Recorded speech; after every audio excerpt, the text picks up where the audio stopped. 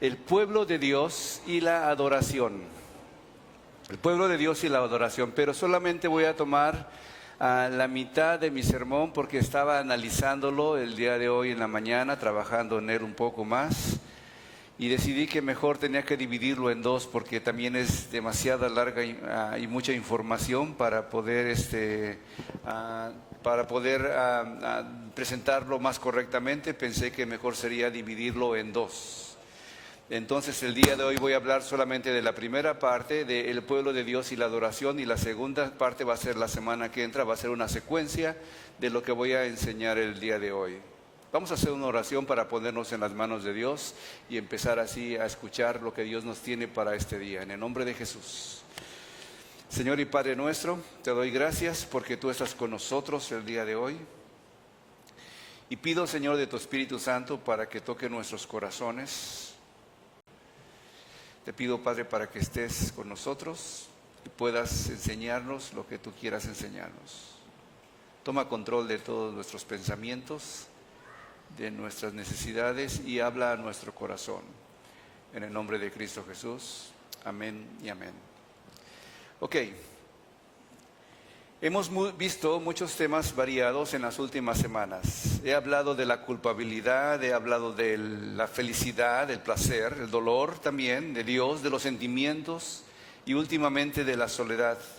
Y hemos llegado a comprender poco a poco cómo todo esto nos lleva a tener un compromiso como seres humanos para con Dios. De Dios depende que no estemos solos, de Dios depende que no haya culpabilidad, de Dios depende que le amemos a Dios, de Dios depende la felicidad que nosotros tenemos. ¿Y qué es lo que Dios pide de nosotros? Esa es la pregunta que nos podemos hacer. Si no la hacemos, sería solamente que Dios existe, diríamos que Dios existe solamente para nuestro placer, para que yo sea próspero y para que me vaya bien. Dios existe para eso. Si no tomamos en cuenta lo que quiere Dios para que nosotros respondamos a Él, estaríamos solamente teniendo un Dios que seríamos nosotros mismos. Yo soy Dios, porque Dios depende de lo que yo decida y lo que yo quiera y lo que mi felicidad. Pero porque Dios quiere algo más que solamente tenernos contentos y prosperar nuestros caminos. Es ahí donde el tema que se va a tratar de hoy es muy importante. La adoración. Dios pide del ser humano y lo creó desde el principio para que el ser humano adore a Dios. Haya una relación concreta con Dios. Y hay varios versículos que hablan de esto, y uno de esos versículos está en Juan capítulo 14. Aunque no va a ser el tema, voy a hablar del profeta Malaquías, introducir el tema del profeta Malaquías, pero voy a hablar un poquito de este contexto que estoy tratando de enfocar el día de hoy. En Juan 14, 21 dice, Jesús le contestó, créeme mujer, pronto llegará el tiempo cuando para adorar a Dios, adoración otra vez, adoración, nadie tendrá que venir a este cerro, a Samaria. Ahí al ladito de Samaria había unos cerros, en un cerro de esos habían puesto los samaritanos un altar y un templo, y los samaritanos subían a adorar a ese templo, pero los judíos tenían el templo de Jerusalén. Entonces uno estaba el templo de Jerusalén y del otro lado estaba el templo de Samaria, y los samaritanos decían, aquí es donde se encuentra Dios, y los judíos decían, no, aquí en Jerusalén es donde está Dios, y los dos se peleaban para ver quién y dónde estaba Dios. Pero Jesucristo les dice, no va a ser ni a este cerro, Samaria, ni en Jerusalén. Ustedes los samaritanos no saben a quién adoran, y es verdad. Los samaritanos tenían a un Dios, tenían a Dios, pero con esa relación de otras naciones que se habían impuesto, ahora solamente tenían un creador. Habían dejado a un lado a Jehová y ahora tenían un Dios que abarcaba todo, pero no sabían su nombre o no querían decir su nombre, porque el Dios Jehová era para los judíos, pero ellos eran un pueblo libre que podían adorar a cualquier Dios, y adoraban a cualquier Dios, literalmente. Sí. Pero los judíos sí sabemos a quién adoramos, decía Jesucristo, porque el Salvador vendrá de los judíos, y sabemos quién es el Salvador, no tengo que presentárselos. Y después seguía, Dios es espíritu, y los que le adoran como se debe, y los que lo adoran, para los que lo adoran como se debe, tienen que ser guiados por el espíritu. Se acerca el tiempo en que los adoradores, los que adoran a Dios, el Padre, lo harán como se debe, guiados por el Espíritu, porque así como el Padre quiere ser adorado, y ese tiempo ha llegado, ¿sí? Como el Padre decide cómo quiere ser adorado, ¿sí? Jesús enseñó esta importancia de la oración a una mujer samaritana. O sea, una mujer. Era más fácil podérselo dar a un hombre, ¿verdad? Los hombres son aquellos que son importantes y aquellos que tienen más posibilidad de hacer cosas, pero no, se los dio a una mujer. Y lo más intrigante de esta historia es que qué clase de mujer era esta mujer. Dice en la Biblia que era una mujer, aunque no le llama así, una mujer pecadora, ¿sí? Una mujer que había tenido varios maridos. Rechazada, hasta su propia gente la rechazaba. O sea, por ser mujer, por ser samaritana, era rechazada porque los judíos no querían a los samaritanos, y dentro de su propio pueblo de samaritanos, rechazaban a esta mujer por la clase de vida que llevaba. Y digo esto porque estaba llegando a ese lugar de encuentro con Jesús a la mitad del día. Y si alguien ha vivido en el desierto, el semidesierto, porque Israel es una tierra semidesértica, sabe que a las 12 del día no se sale. Sí, es más, a las 12 del día, en el lugar donde viví, por ahí en un semidesierto que se llama Matehuala, cerraban los negocios a las 12 o las 1 y la abrían 2 horas después porque estaba más duro el sol. Esta mujer viene sola a encontrarse con Jesús. Una mujer entonces, medio judía posiblemente, ¿sí? Que no buscaba las cosas espirituales esta mujer. A lo mejor era una mujer que vivía al día, una mujer que no era muy influyente ni muy rica. Y digo que no era muy influyente ni muy rica porque los ricos mandan a sus sirvientes a hacer las tareas difíciles y ellos se quedan en casa recibiendo solamente los beneficios porque tienen dinero para pagar. Esta mujer no era así. Esta mujer tenía que trabajar todos los días, depender de ella misma. Una mujer que no era ignorante de las cosas religiosas, porque cuando le pregunta a Jesús, ustedes dicen los judíos que se debe adorar en Jerusalén y nosotros que se debe adorar aquí en Samaria, ¿quién tiene la razón? Y es que le da esta respuesta. No era una mujer ignorante, conocía un poco de las cosas espirituales. No digo que era una mujer devota y que era una mujer consagrada, era una mujer sencilla, humilde y una mujer con un gran pasado, ¿sí? Ahí se le dio este mensaje. La adoración de Dios es un acto de reverencia y devoción. Reverencia porque se debe respetar quién es Dios. Y devoción porque se debe de creer que Él existe, ¿sí? La forma en que se practica la devoción puede diferir entre cultura y cultura, país y país, denominación y denominación, religión y religión. Todas las iglesias y todas las religiones buscan agradar a su propio Dios en su forma de entenderlo, como les educaron de pequeños. Algunos les dijeron tienes que ir a la iglesia, ¿sí? Una vez por año, y van a la iglesia una vez por año. A otros les dijeron tienes que ir a la iglesia cada mes y van cada mes. A otros les dijeron cada que celebres algo tienes que ir a la iglesia, y cuando hay una boda ahí están en la iglesia, o cuando hay un bautizo, o cuando hay una cosa importante, un funeral, van a la iglesia, pero fuera de ahí no van a la iglesia porque esa es su devoción que ellos tienen. Y otros no salen de la iglesia, cada día, mañana antes de que amanezca van a la iglesia, en la noche también van a la iglesia, y son personas muy consagradas, parece. Hay diferentes maneras de ser religiosos, pero la idea es que Dios quiere encontrarse con el hombre.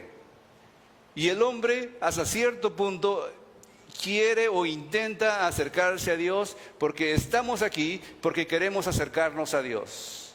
Hay un cuadro, este cuadro es famoso, que lo pintó un hombre llamado Leonardo da Vinci, lo puso en una capilla Sistina en el centro de la religión católica. Ahí puso a este cuadro está en la parte de arriba, ¿sí? Y para una persona ver eso tiene que voltear hacia arriba, y si van un día para allá, yo no he ido nunca, pero me dicen que ahí está esa pintura de un hombre que parece Dios, en la imaginación de Leonardo da Vinci es Dios, estirándose para alcanzar el hombre.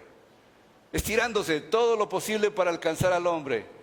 Y si te fijas, Leonardo da Vinci pone al hombre como solamente haciendo una cosa así: no me quiero estirar tanto porque yo no quiero acercarme tanto a ti. Dios quiere acercarse al hombre, pero el hombre parece que no quiere acercarse a nosotros.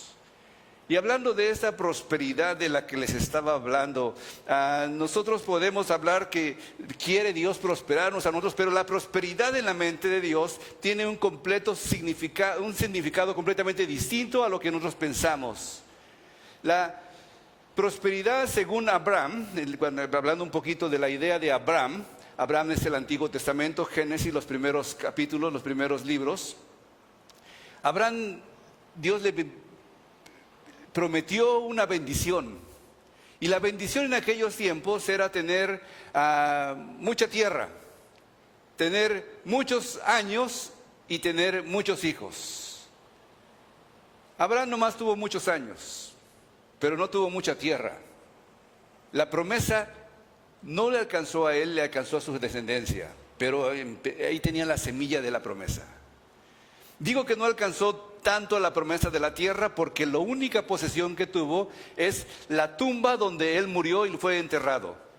Él, después de un negocio con la gente de ahí, compró un lugar y dijo: esta va a ser el lugar donde va a habitar yo cuando muera, y mi esposa después de mí, y mis descendientes después de mí. Ahí también enterraron a José. Y él vivió muchos años, pero no tuvo tierra. Después su descendencia tuvo la tierra. Otra cosa que pensamos en la prosperidad es tener muchos hijos. Y nada más tuvo, me parece que tuvo más de un hijo. Tuvo un hijo de la promesa. Pero mínimo tuvo otros 6, 7 hijos. Total unos 8 hijos quizá tuvo. Entonces tuvo parte de esa promesa. Pero fíjate en esa prosperidad desde la perspectiva de la vida que vivió Jesucristo. ¿Cuánta tierra tuvo Jesucristo? ¿Qué posesión tuvo? Él era el dueño del cielo y de la tierra y de todo lo que está enfrente, pero cuando estuvo en la tierra, Él les dijo a sus discípulos: las zorras tienen guaridas y las aves del cielo tienen nidos, pero el Hijo del Hombre no tiene ni dónde recostar su cabeza. ¿Cuánta tierra tuvo? ¿Cuántos años vivió? ¿100 años? ¿80 años? ¿70 años? Bueno, 50 de perdida. ¿Cuántos años vivió Jesucristo? Nada más 33. Ahí acabó su vida. ¿Cuántos hijos tuvo? ¿Cuántas esposas tuvo? ¿Cuántos niños descendieron de él? Ni uno solo. La prosperidad de nuestra mente no tiene que ser exactamente la prosperidad de Dios. Y ahí voy a entrar en el tema de cómo Dios trata y le trata de enseñar al pueblo judío la forma en que el pueblo judío debía adorar. Pero antes de eso voy a dar una introducción. Esa introducción es acerca del profeta Malaquías. Y voy a hablar la semana que entra de este profeta llamado Malaquías. Esta semana solamente va a ser la introducción. Malaquías es el último libro del Antiguo Testamento. Fue el último libro escrito también del Antiguo Testamento, 400 años antes de que Jesucristo viniera a la tierra. 1000 años después de que el pueblo de Israel salió de Egipto. El pueblo judío empieza en el año 0, que es el año cuando el pueblo judío sale de Egipto. Ahí empieza a correr la historia del pueblo judío. Antes de eso eran las promesas de Abraham, de Isaac, de Jacob, pero no era el pueblo judío. El pueblo judío surge con Moisés saliendo de Egipto y empezando una nueva aventura con Dios. 1000 años después de eso, él escribe este profeta. Y durante esos 1000 años se levantaron varios escritores que hablaban en nombre de Dios. Algunos eran reyes, otros legisladores, otros profetas, otros sacerdotes, y todos hablaban al pueblo en nombre de Dios. Por 1000 años recibieron una palabra continua de Dios. Y pareciera que por 1000 años deberían haber aprendido algo. Pero en 1000 años, aunque su esperanza era que todo fuera profético y que regresaban a Jerusalén y que Dios, el Mesías, iba a venir y que se iba a levantar un templo y que iban a ser los dueños del mundo, estaba ocurriendo lo contrario.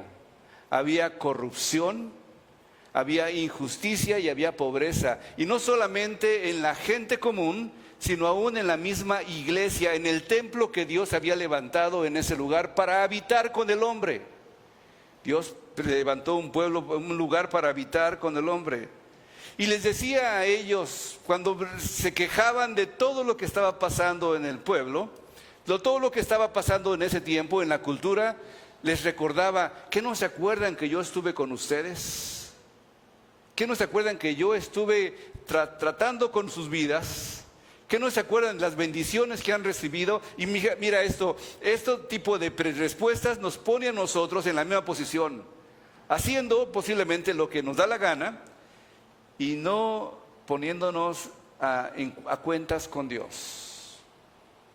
Y tú dices que Dios no me bendice. Mira, debería yo tener un carro como aquel hermano, una casa como aquella hermana, o hijos como aquel otro hermano. Yo debería tener.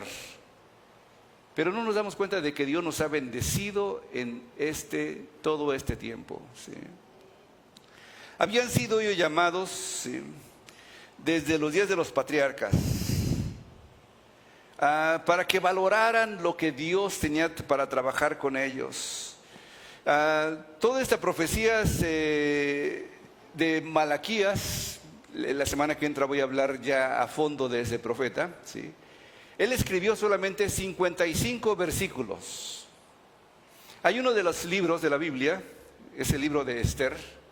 En el libro de Esther los judíos se preguntaron y estuvo en debate de si se incluía en el canon de la Biblia, en la Biblia misma. La razón por la que estaban preguntando si podían escribir el libro de Esther es que en el libro de Esther no aparece en ningún lado el nombre de Dios. No aparece, lo buscas ahí, ¿dónde está Jehová? ¿Dónde está Elohim? ¿Dónde está Adonai? No está en ninguna parte, pero también está en todas partes porque está salvando al pueblo de Israel. Pero en el libro de Malaquías, 55 versículos, y mínimo 50 de ellos, 50 de esos versículos mencionan el nombre de Dios de una o de otra manera. 50 veces. Dios, Dios, Dios, Dios, Jehová, el Señor, Elohim, Adonai, y todos los nombres que aparecen, que recordamos, ahí están en el libro de Malaquías.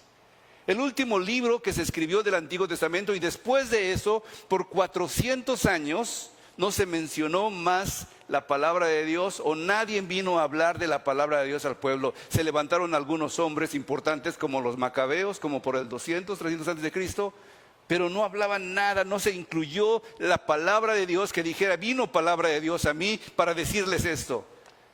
En ese tiempo, 1000 años, sí decía continuamente Dios: diles esto, y mandaba a sus profetas, mandaba a sus sacerdotes, mandaba a los que le escogía a él para ser comunicadores de su palabra. Pero por 400 años, nada. 20 generaciones sin escuchar la palabra de Dios. Y yo me pregunto si no tendremos similaridad con esa generación, que se levantan por todos lados profetas. Pero ¿qué clase de profetas? Profetas que se sostienen a sí mismos, que hablan de sí mismos, que hablan solamente de una parte del evangelio, que es la prosperidad de los hombres. Y si escucháramos a un verdadero profeta, seguramente aquí estaría hablando acerca de todo lo que estamos alejándonos de Dios en nombre de Dios. En nombre de Dios, Dios quiere que yo tenga una casa, Dios quiere que yo prospere, Dios quiere, y pensamos que Dios está hecho para nosotros y no nosotros para Dios. Pero ahí en Malaquías, por ejemplo, el capítulo 2, versículo 1 dice: ahora pues, oh sacerdotes, para vosotros es este mandamiento: si no oyereis y si no decidís de corazón dar gloria a mi nombre, o sea, adoración, si no lo haces, dar gloria a mi nombre, ha dicho Jehová de los ejércitos: enviaré maldición sobre vosotros y maldeciré vuestras bendiciones, y aún las he maldecido porque no habéis decidido de corazón. He aquí, yo os dañaré la sementera y os echaré al rostro el estiércol de vuestros animales sacrificados, y seráis arrojados juntamente con él. ¿Sí? Si este libro se tomara más en serio, Malaquías, el pueblo de Dios tendría que responder de una manera diferente. El verdadero pueblo de Dios tendría que arrepentirse. El verdadero pueblo de Dios tendría que cambiar sus caminos y empezar a buscar la santidad de Él. Y menciona algunos ejemplos. Voy a mencionar 2 ejemplos. El primer ejemplo que tengo es del profeta Oseas. ellos le decían, tú no nos has amado, ¿sí? ¿Cómo nos has demostrado tu amor? Y esa palabra de amor, el amor no es la raíz de a la adoración a Dios, es solamente una de las ramas, como la fe es una de las ramas. La adoración tiene que ver más con la intención de reconocer que hay un Dios que está encima de nosotros y que tenemos que buscarle y adorarle. En el 750 antes de Cristo se levantó ese profeta llamado Oseas. Y ese profeta vivió o sufrió un desamor. En esta situación de este profeta, ¿sí? Como te digo, el Malaquías dice, te he amado, dice el Señor, pero preguntas, ¿cómo me has amado? Este patrón de diálogo se dices esto, ¿cómo te he amado? Y yo creo que Dios les recordaría al profeta Oseas. El profeta Oseas era un profeta de Dios, hablaba en nombre de Dios, y un día Dios le dice, ve al mercado y compra, o no compre, sino escoge a una de las mujeres esas que están vendiendo su cuerpo, prostitutas, y cásate con ella. Y yo creo que Oseas se ha de haber rascado los oídos y no, esto es el diablo que quiere que haga pecado, no puedo hacer eso. Sí. Pero dijo, ve y hazlo. Y a regañadientes, no por su corazón, no por su voluntad, va al mercado y escoge a una mujer llamada Gomer. La trae a su casa y se desposa con ella. Cuando uno se casa, ayer estuve en una boda, por ejemplo. La muchacha se viste de blanco, el muchacho de negro, todos alegres, jóvenes, ¿sí? Felices, sonriendo, prometiéndose, avergonzándose un poquito, ¿sí? Y parece que todo es de maravilla, ¿sí? Pero yo no sé si fue así la boda de Oseas. Sonriendo a la mujer que estaba a su lado, ay caramba, qué clase de mujer Dios me dijo que recogiera. Y ahora le pongo el nombre de mi esposa, no nada más la esclava, no la concubina, no la otra, la mujer, la esposa, la dueña de la casa. Y yo soy un sacerdote de Dios, decía Oseas. Pero Dios me dijo. Y no la amaba posiblemente. Pero dentro de ese tiempo, él tiene 3 hijos. Que Dios le dice que le ponga por nombre. Al primero le pone por nombre déjame te digo cómo se llama el primer nombre que está aquí. Jezreel. Y la palabra Jezreel significa juicio. Y decía Dios, vas a ponerle juicio porque yo he juzgado al pueblo de Israel. Y ay caramba, ¿cómo le pones tú cómo escogiste tú el nombre de tus hijos? ¿Sí? A lo mejor le pusiste como tú, en otro idioma, ¿sí? Para que es tu hijo, pues yo le pongo como quiera, como yo, va a ser como yo mi hijo y le pones ese nombre. En mi caso, yo le escogí el nombre a mi hijo Pablo, que está por aquí tocando el piano, ¿sí? Y mi corazón era que, Señor, que este hijo sea un misionero como Pablo, ¿sí? Y a Andrés le puse así porque tenía un primo que era un predicador también, andaba en los ranchitos predicando, ¿sí? Un hombre fiel, un hombre que fue como un mentor para mí, pero falleció también, ¿sí? Y cuando nació mi hijo, yo le llamé a su esposa y le dije, oye, ¿me das permiso de ponerle el nombre de tu esposo a mi hijo? Sí, y me dijo, sí, va a ser un honor para nosotros. Andrés se llama, así se llamaba mi primo, que fue un mentor para mí, ¿sí? El Nathan, ese le puso mi esposa, entonces pregúntenle a ella por qué le puso así, ¿sí? Pero escogió ella ese nombre, ¿sí? Entonces así le puso, ¿sí? Pero ¿por qué le pone nombres? Dios le escogió el nombre de su primer hijo. Dile, se va a llamar Jezreel, que significa juicio, porque he juzgado al pueblo de Israel. Y el segundo nombre,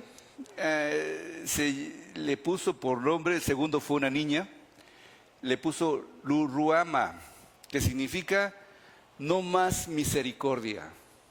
O ya me cansé, ya me harté, ya no tengo misericordia.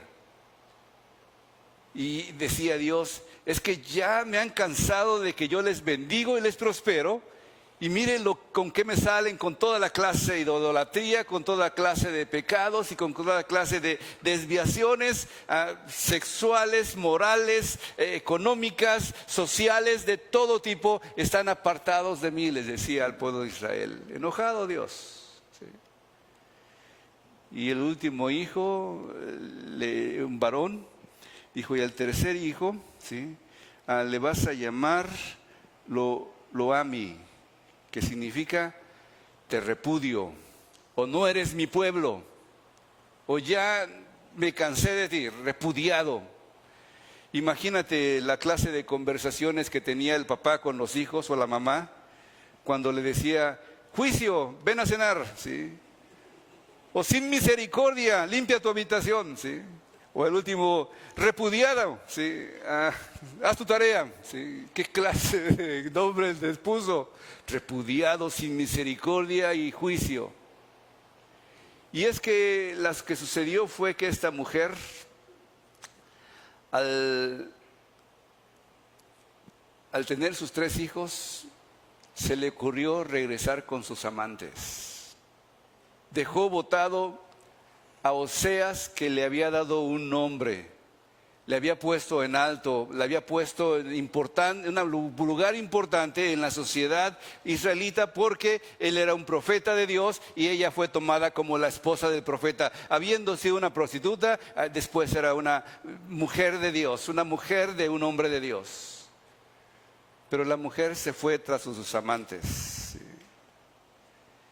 Y Oseas, que al principio posiblemente no la amaba, ya después de 3 hijos y de vivir con esta mujer por un tiempo, ya la amaba.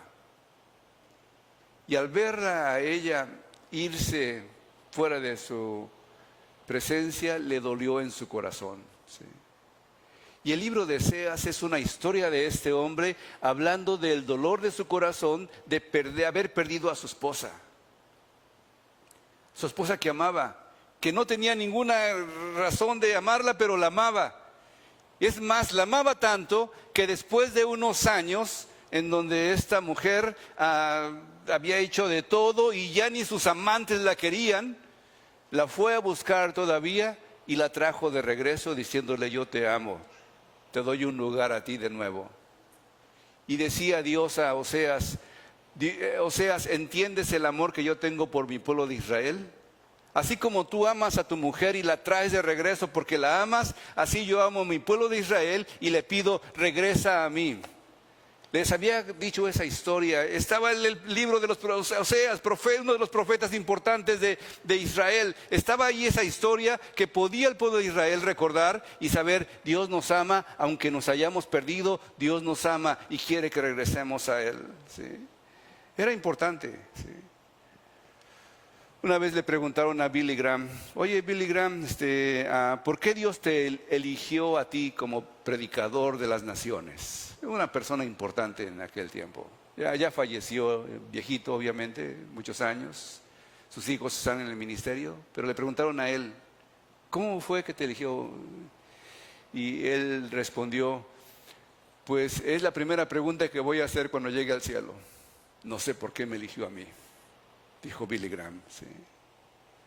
Hay una especie de sentido de nosotros que entendemos que el amor que Dios nos tiene a nosotros es una incomprensión de por qué nos ama Dios.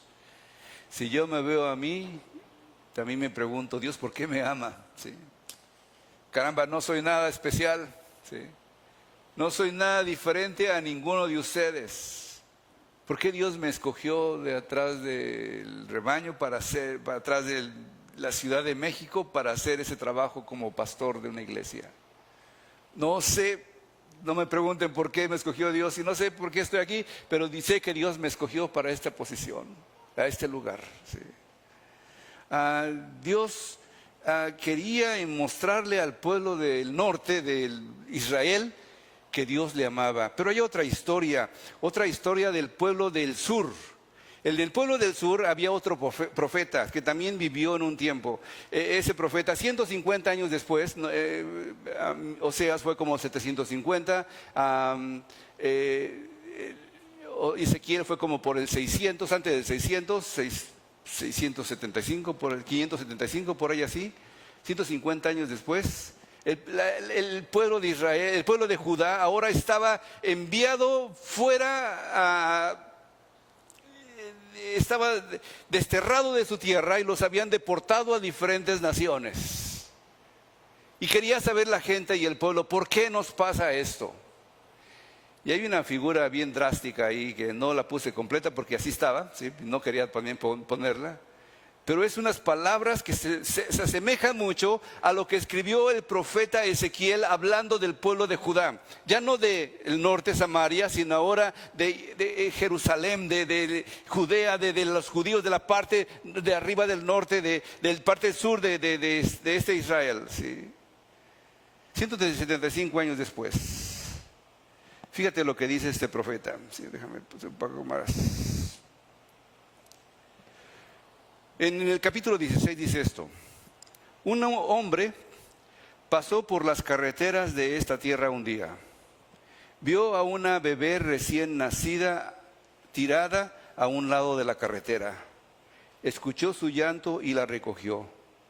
La llevó a las aguas cercanas, lavó todas las placentas, envolvió a la pequeña en suaves pedazos de tela y la cuidó con compasión. Pasaron muchos años y volvió a pasar por la tierra y vio a una joven espléndidamente atractiva. Él le ofreció su mano en matrimonio, se comprometió con él y con su amor y se casaron. Pasaron muchos años y Dios le dijo a la gente: fui yo quien pasé por allí y te vi en tu suciedad, te rescaté, te tomé como un hombre tomaría a una novia. Y me he casado contigo, pero tú has abandonado mi amor. ¿Sí? Ezequiel, 150 años después. ¿Por qué escogió Dios al pueblo de Israel? ¿Porque era más bonito? ¿Porque era más atractivo? ¿Porque era más importante? ¿Porque eran más altos? ¿Porque eran más sabios? ¿Porque eran más inteligentes? ¿Por qué escogió al pueblo de Israel? ¿Por qué no escogió a otros pueblos que estaban a lo mejor más atractivos que el pueblo de Israel? ¿Por qué no escogió a Babilonia? ¿Por qué no escogió a Grecia, que eran sabios? ¿Por qué no escogió a Roma, que eran poderosos? ¿Por qué no escogió a Siria? ¿Por qué no escogió a Egipto? ¿Por qué no escogió a otro pueblo que era más importante que el pueblo de Israel, que era nada más un pueblo tirado en el desierto? Lo escogió porque simplemente quiso escogerlo. Y le dijo: yo te voy a dar un nombre a ti. ¿Sí? Dios le estaba diciendo a Israel eso. ¿Sí? Y no nada más eso le estaba diciendo. Le estaba hablando acerca de por qué le pasan cosas difíciles al pueblo de Israel. Y les decía Dios a ellos: ¿sí? Es que tú te has prostituido. Después de que te tomé como mi esposa, ahora tú vas en busca de amantes. Y en el libro de Ezequiel es duro, es duro. Es más, a algunas personas, por un tiempo, el pueblo judío no les permitía leer a los jóvenes menores de 25 años el libro de Ezequiel, porque es un libro bien duro, difícil. Tiene palabras y expresiones que si las lee en hebreo te chocan, porque parecen groserías, que está maldiciendo y hablando cosas difíciles, como eso de encontrar a un niño tirado en su placenta en el medio del camino. Y le dice cosas como: mira, toda prostituta recibe una tarifa por su trabajo, pero tú eres diferente. Pero porque tú pagas a tus amantes para que vengan a ti de todas partes por tus favores. Entonces, en tu prostitución eres lo opuesto a los demás. Nadie corre tras de ti, pero tú pagas a ellos. Ezequiel 16, 33 y 34. ¿Sí?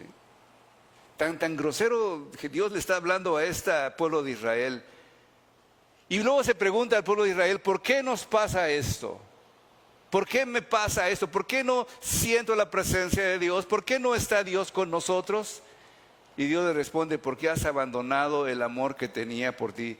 Y la semana que entra voy a hablar de 7 formas de que el cristiano puede adorar a Dios. ¿Sí? Pero hoy los voy a dejar condenados hoy, ¿sí? Se van a sentir condenados toda la semana a lo mejor, ¿sí? Pero voy a llegar a ese punto, ¿sí? Ese es un tiempo de un libertinaje cultural en la mayor parte de los países.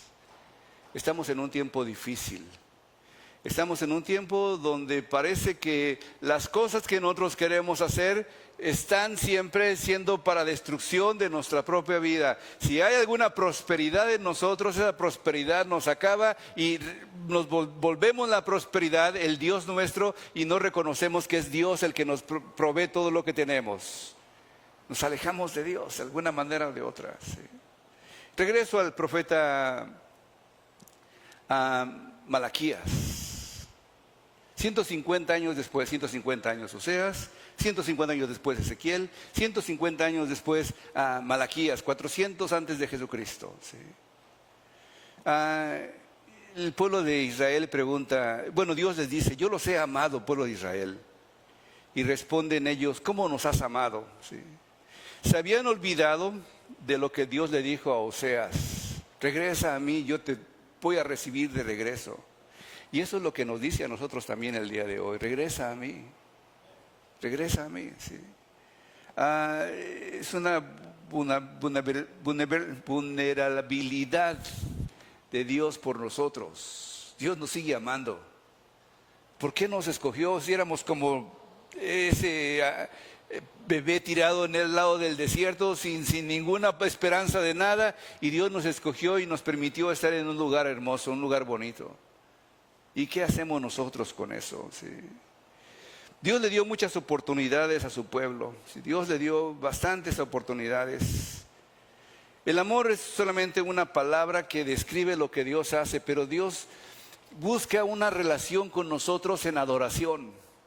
Busca que le reconozcamos, busca que le alabemos, busca que proclamemos su nombre. Déjame te cuento una historia y con eso termino mi sermón el día de hoy. ¿Sí? La semana que entra voy a hablar acerca de eso, 7 formas de adorar a Dios. Libro de Malaquías, puedes leer en tu casa el libro de Malaquías para que cuando llegues la próxima semana ya vengas preparado para escuchar y puedas entender un poco más de este mensaje. Pero quiero terminar con una historia. ¿Sí? Esa historia es de mi familia, hace como 12 años, 14 años atrás, 12 o 14 años atrás, fuimos a México a servir en un orfanatorio. Y en ese orfanatorio encontramos una parejita de niños. Cuando llegamos nosotros, una semana antes habían traído a un par de niños. Uno tenía 1 año y el otro ella tenía 2 años. Uno varón, 1 año, una niña, 2 años. Y cuando los trajeron, nos comentaron que venían con las uñas todas largas, porque su mamá no les cortaba las uñas, quién sabe cómo las tenían todas mugrosas las uñas, llenos de piojos los niños, todos así como animalitos despeinados, todos mugrosos. Así nos contaron, porque yo no los vi. Una semana después llego con mi familia a ese lugar. Eso fue en Baja California Norte. Llegamos por 1 año para servir en un orfanatorio y ellos los trajeron ahí.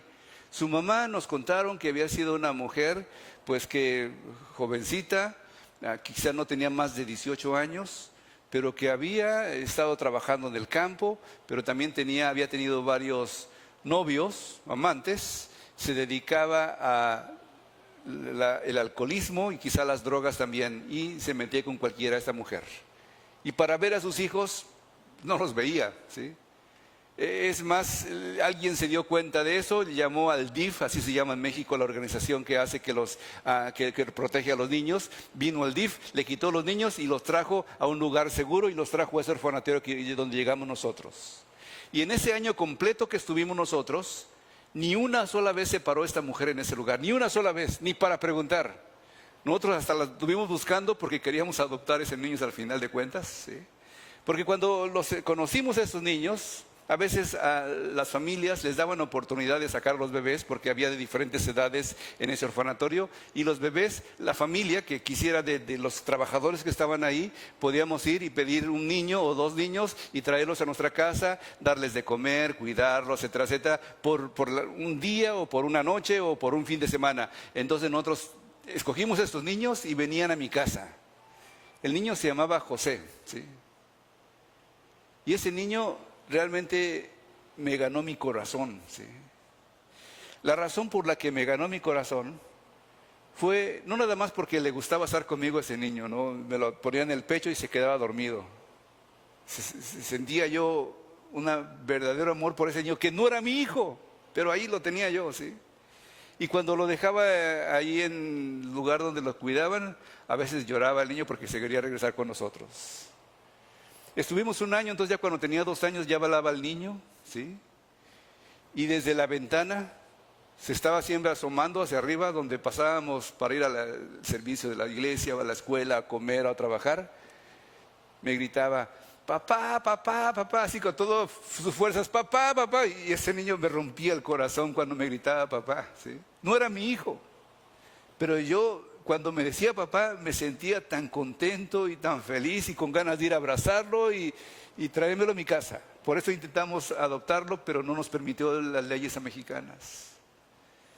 Y yo me pregunto, ¿qué nos sentirá Dios cuando le decimos, Dios mío, mi Redentor, el que me amó, el que me ama, el que dio su vida por nosotros, el que hace que nosotros podamos respirar cada mañana, el que nos da los hijos que tenemos, el que nos da las fuerzas para trabajar, el que nos abre el entendimiento para entender las cosas lógicas de las escuelas y poder adquirir algún conocimiento? ¿Qué nos sentirá Dios cuando le decimos, te amo, papá? Si yo, que soy un ser humano imperfecto, que no tengo muchas de cualidades posiblemente como otros podrían tener, me afectaba que alguien me llamara papá, ¿sí? Y digo que me afectaba y a veces más que mis hijos, porque mis hijos me llamaban dad y daddy. Pero como yo no soy americano, pues no me cae tan en al 20 eso que me digan papá, ¿sí? Pero ese niño me decía papá, y por decirme papá, me hacía hasta llorar de chamaquito, ¿sí? ¿Qué nos sentirá Dios cuando venimos a su casa y le decimos, yo no vengo a pedirte hoy, vengo a decirte gracias papá por tus bendiciones, gracias Señor por tu misericordia, gracias Señor porque estás con nosotros, gracias Señor por las fuerzas que nos das, gracias Señor por la salud que nos das, aunque con dificultades algunos días, gracias por todo lo que tú nos das. Vamos a orar en el nombre de Jesús. Gracias Señor por tus muchas bendiciones. Y venimos a decirte también, papá, gracias Jesús. Gracias Dios, eres nuestro Padre. Y proclamamos delante de las naciones que tú eres nuestro Padre. Y no nos avergonzamos de decir en la calle que tú eres nuestro Padre. Tú eres el que nos ama y nos amó y da su vida por nosotros. Tú eres el que nos rescató del pecado. Tú eres el que nos da salvación y vida eterna. Tú eres ese Dios. Ayúdanos a escuchar tu voz y regresar a ti. En el nombre de Cristo Jesús. Amén y amén.